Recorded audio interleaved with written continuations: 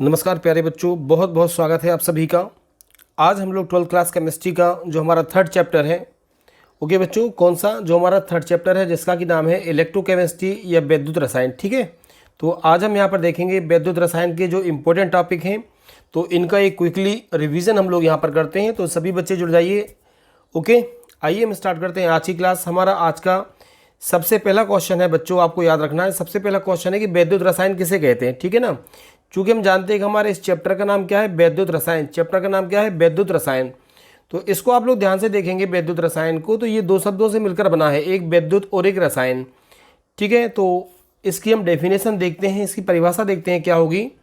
तो देखेंगे आप लोग कि रसायन शास्त्र की वह शाखा, ठीक है, द ब्रांच ऑफ केमिस्ट्री, रसायन शास्त्र की वह शाखा जिसके अंतर्गत क्या होता है बच्चों की विद्युत ऊर्जा, दो शब्दों से बना था, एक विद्युत और एक रसायन। तो यहीं से लिया गया है कि जिसके अंतर्गत विद्युत ऊर्जा और रासायनिक ऊर्जा, याद रखिएगा ये दोनों शब्द कौन कौन से बच्चों, विद्युत ऊर्जा और रासायनिक ऊर्जा। रसायन शास्त्र की वह शाखा जिसके अंतर्गत विद्युत ऊर्जा और रासायनिक ऊर्जा का, समझना किसका, विद्युत ऊर्जा और रासायनिक ऊर्जा का आपस में संबंध, मतलब विद्युत ऊर्जा का रासायनिक ऊर्जा से क्या संबंध है और रासायनिक ऊर्जा का विद्युत ऊर्जा से क्या संबंध है। तो इनका आपस में संबंध और उनका एक दूसरे में परिवर्तन, समझ में आ रही ये बात। ठीक है, मतलब विद्युत ऊर्जा और रासायनिक ऊर्जा का आपस में संबंध और उनका एक दूसरे में परिवर्तन, मतलब विद्युत ऊर्जा रासायनिक ऊर्जा में परिवर्तित होगी और रासायनिक ऊर्जा विद्युत ऊर्जा में परिवर्तित होगी।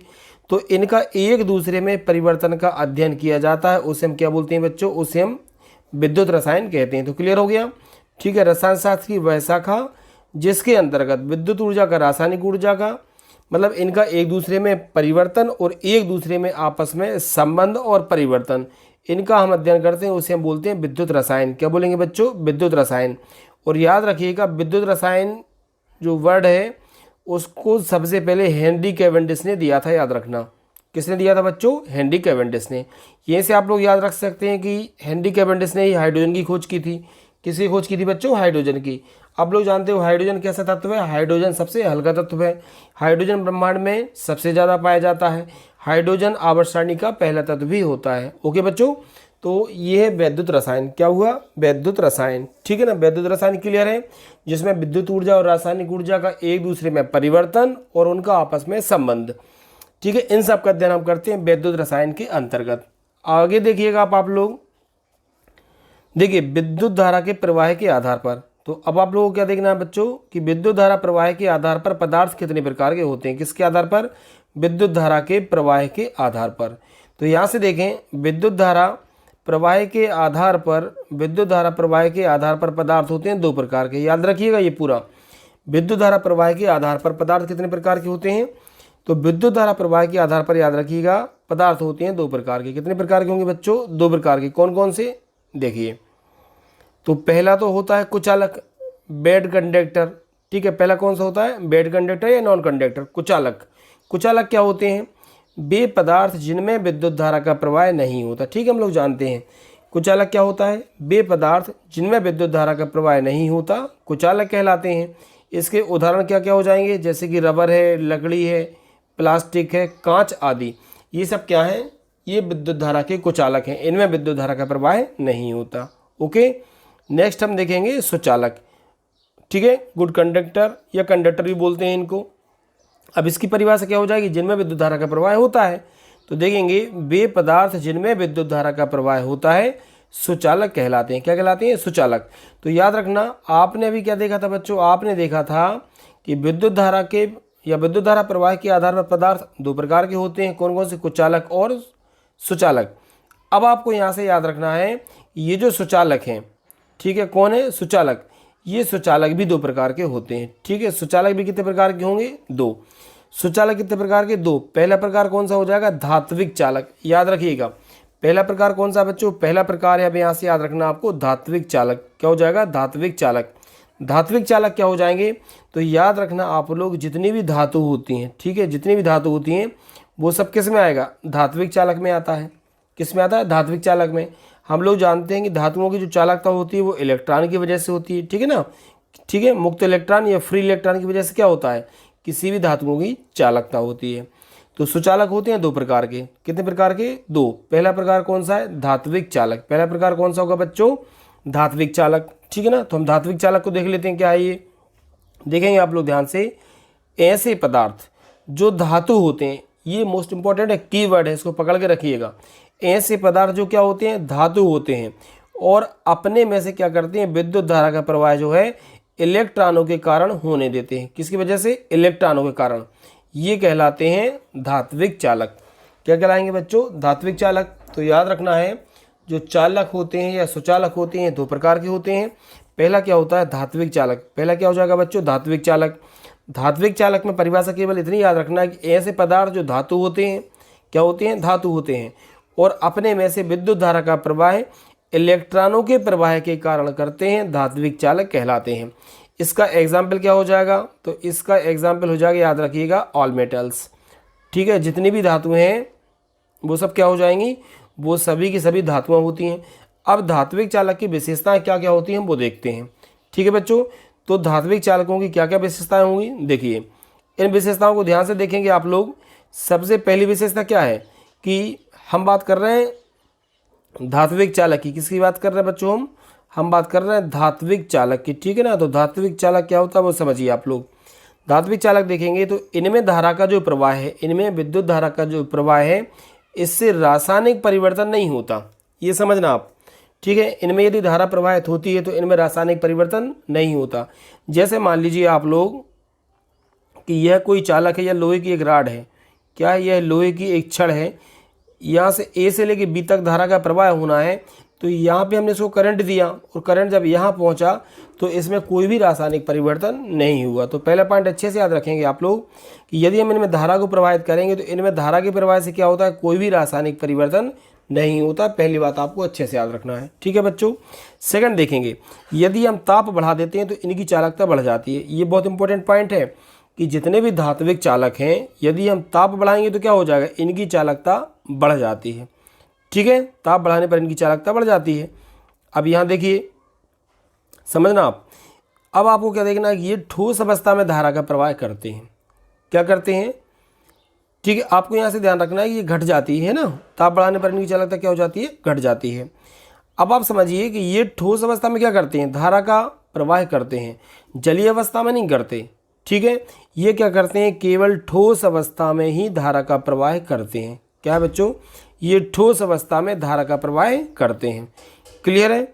जलीय अवस्था में नहीं करेंगे, क्योंकि धातुएं अधिकतर क्या होता है? धातु हम लोग जानते हैं ठोस अवस्था में ही पाई जाती हैं।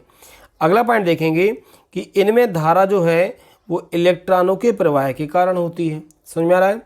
तो ये पूरे पॉइंट आपको याद रखना है। इनकी विशेषताएं कौन कौन सी हैं? इनमें धारा का जो प्रवाह है इससे रासायनिक परिवर्तन नहीं होता। ताप बढ़ाने पर इनकी चालकता घट जाती है। क्यों घट जाती है? क्योंकि प्रतिरोध बढ़ जाता है। ये जो है ये ठोस अवस्था में धारा का प्रवाह करते हैं, और इनमें धारा जो है वो इलेक्ट्रॉनों के प्रवाह के कारण होती है। आगे देखिए आप लोग, यहाँ से देखेंगे, इनमें यदि धारा प्रवाह होता है तो इनमें धारा के प्रवाह से पदार्थ का स्थानांतरण नहीं होता। उदाहरण क्या हो जाएगा इसका? सभी धातुएं। क्या हो जाएगा? सभी धातुएं। तो जैसा भी आपको मैंने बताया था कि यह एक लोहे की छड़ है, यदि हम इसमें धारा का प्रवाह करेंगे तो आपको ध्यान रखना ये अपने स्थान पर ही रहता है पदार्थ। ठीक है, तो पदार्थ का ट्रांसफर या पदार्थ का स्थानांतरण नहीं होता। तो ये सब क्या था आप लोगों ने ध्यान रखा। हमने सबसे पहले पढ़ा कुचालक, मतलब जिनमें धारा प्रवाहित नहीं होती। फिर हमने क्या पढ़ा? फिर हम लोगों ने पढ़ा था सुचालक, जिसमें विद्युत धारा प्रवाहित होती है। सुचालक हमने देखा दो प्रकार का होता है। पहला कौन सा था हमारा? धात्विक चालक। ठीक है ना। और अब सेकंड जो उसका टाइप है वो देखिए आप लोग। जो सेकंड टाइप है उसे हम बोलते हैं वैद्युत अपघट्य। क्या बोलेंगे बच्चों? इसे हम बोलेंगे वैद्युत अपघट्य, इलेक्ट्रोलाइट। क्या बोलेंगे? इलेक्ट्रोलाइट। तो आप इसको भी याद रखिए, इंग्लिश में इसको इलेक्ट्रोलाइट बोलते हैं। अब आप देखेंगे ध्यान से, धात्विक चालक में आपने जो सबसे इंपॉर्टेंट चीज़ थी कि वो केवल ठोस अवस्था में धारा का प्रवाह करते हैं। क्या करते थे? केवल ठोस अवस्था में धारा का प्रवाह करते थे। वो सबसे महत्वपूर्ण विशेषता थी। वैद्युत अपघट्य में आपको ध्यान रखना है कि ये केवल जलीय अवस्था में धारा प्रवाहित करेंगे। क्या करेंगे? यह केवल जलीय जो अवस्था होती है, विलयन की जो अवस्था होती है, उसमें धारा का प्रवाह करेंगे। ये ठोस अवस्था में नहीं करते। ये दोनों में बेसिक डिफरेंट है, बेसिक अंतर है, याद रखिए।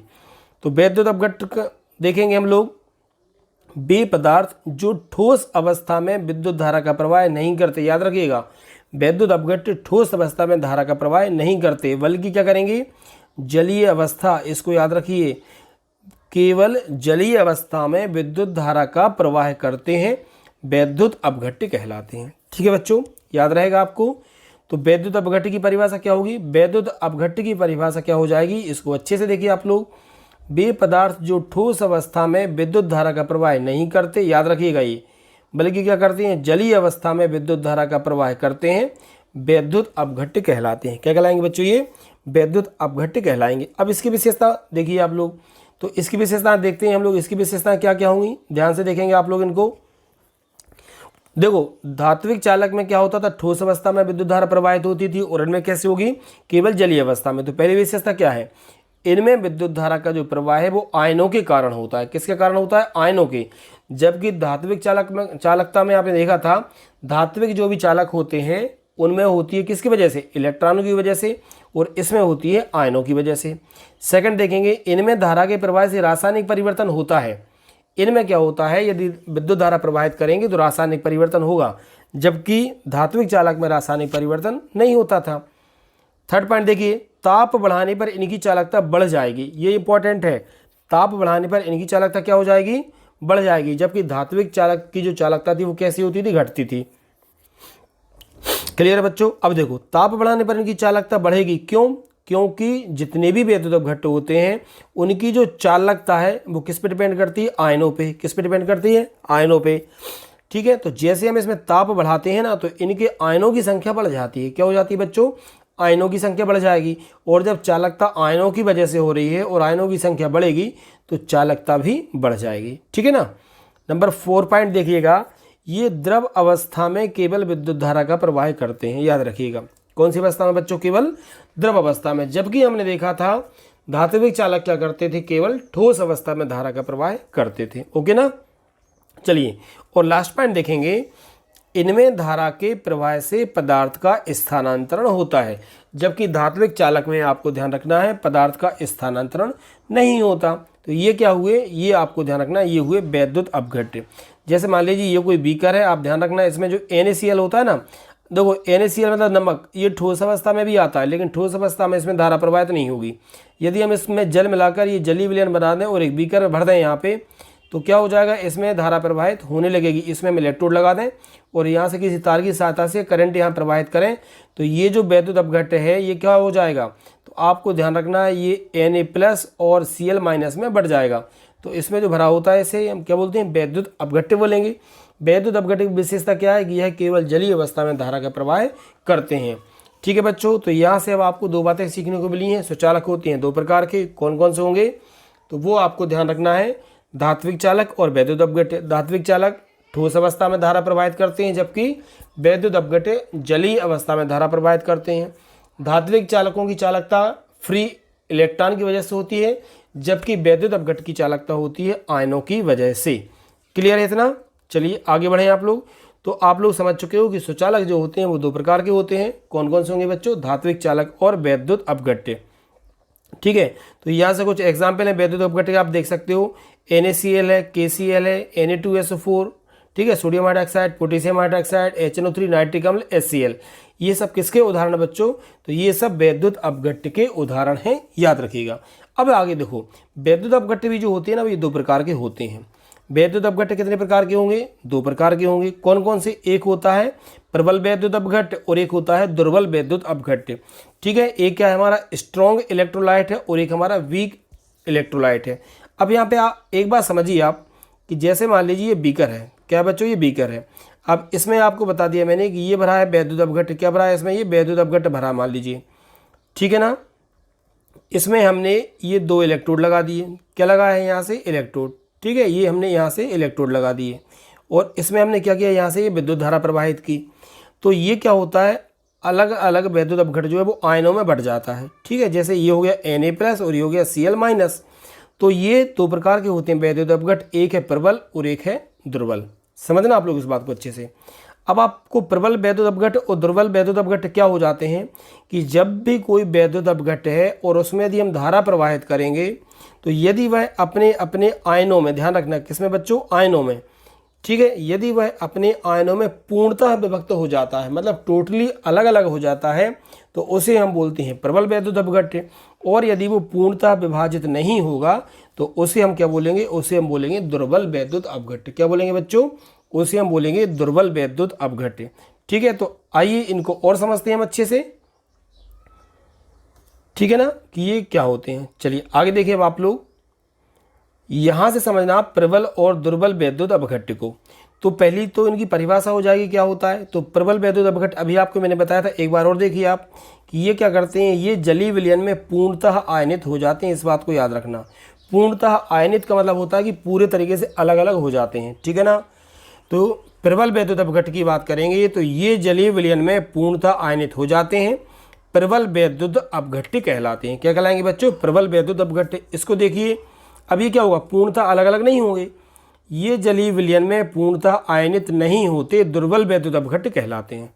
ठीक है, तो पूरा भरोसा है कि आपको ये वाले पॉइंट तो क्लियर हो गए होंगे, ठीक है ना, बिल्कुल सरल है, ये क्लियर हो रहा है। तो इसमें आपको क्या याद रखना है, यह पूर्णतः आयनित होते हैं और यह पूर्णतः आयनित नहीं होते। अगर पूर्णतः आयनित होते हैं तो प्रबल वैद्युत अपघट्य, पूर्णतः आयनित नहीं होते तो दुर्बल वैद्युत अपघट्य हो जाएंगे, ठीक है ना। चलिए आगे देखते हैं,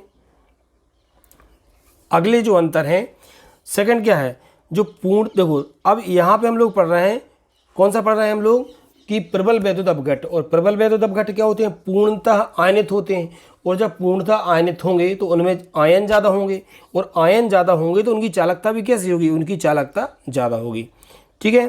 तो याद रखिएगा, प्रबल वैद्युत अपघट्य की चालकता कैसी होती है बच्चों, अधिक होती है। प्रबल वैद्युत अपघट्य की जो चालकता है वो अधिक होती है और उनकी चालकता कैसी होगी, कम। क्यों कम होगी, क्योंकि इनमें आयन जो है वो कम बनेंगे, क्लियर है। तो इनकी चालकता अधिक होती है और इनकी चालकता कैसी होती है बच्चों, कम होती है, ठीक है। अगला पॉइंट देखिए अब, इनकी चालकता पर तनुता का विशेष प्रभाव नहीं पड़ता और इनकी चालकता पर तनुता का प्रभाव पड़ता है। ध्यान रखिएगा, इनकी चालकता मतलब प्रबल जो वैद्युत अपघट्य हैं, इनकी चालकता पर तनुता का विशेष प्रभाव नहीं पड़ता और इनकी चालकता पर तनुता का प्रभाव पड़ता है। तनुता का मतलब होता है कि हम किसी भी विलयन को कितना पतला कर रहे हैं। किसी विलयन को हम पतला कब करेंगे, जब हम उसमें ज़्यादा विलायक मिलाएंगे। विलेय और विलायक विलयन बनता है, हम जितना ज़्यादा विलायक मिलाएंगे वो विलयन उतना ज़्यादा, हम कह सकते हैं कि उसकी तनुता जो है वो बढ़ जाएगी। तो इन पर क्या होता है, तनुता का विशेष प्रभाव नहीं पड़ता और इन पर जो होता है वो तनुता का प्रभाव पड़ता है। प्रबल वैद्युत अपघट्य के एग्जाम्पल क्या क्या हो जाएंगे बच्चों, तो इसके उदाहरण आप लोग देख सकते हो, NaCl है, KCl है, Na2SO4 है, NaOH, KOH और HNO2, ठीक है। अब यहाँ से आप देखिए, दुर्बल वैद्युत अपघट्य में क्या होता है, एसिटिक अम्ल दिया है, HCN दिया है, ओके ना, NH4OH है, ठीक, NH4Cl। तो ये सब आपको ध्यान रखना है, ये किसके उदाहरण हैं, ये सब हैं दुर्बल वैद्युत अपघट्य के उदाहरण, ओके।